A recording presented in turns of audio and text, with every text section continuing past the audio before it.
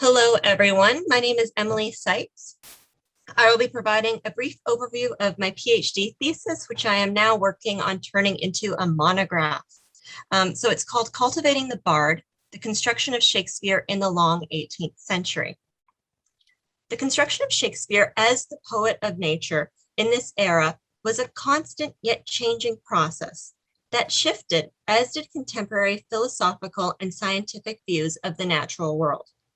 My study examines how Shakespeare became the poet of nature as a result of critics, adapters, and editors using metaphors of the natural world and cultivation to describe him and his writing during the era. Nicholas Rao, in his 1709 biography of Shakespeare, claims that art had so little and nature so large a share in what he did.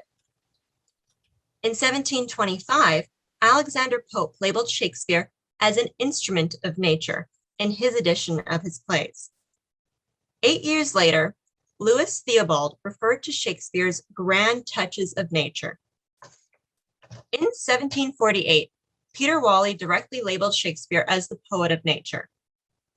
Samuel Johnson would cement Shakespeare's identity as the poet of nature in his 1765 edition of Shakespeare's plays, where he twice refers to Shakespeare by this title. Johnson states that Shakespeare is above all writers, at least above all modern writers, the poet of nature, the poet that holds up to his readers a faithful mirror of manners and of life.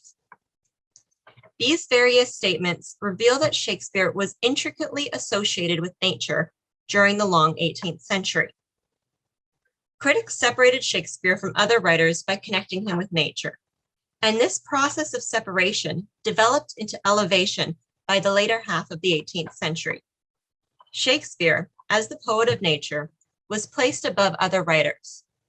Nature became a marker of Shakespeare's genius, in particular during David Garrick's 1769 Shakespeare Jubilee Festival. Thank you very much for listening.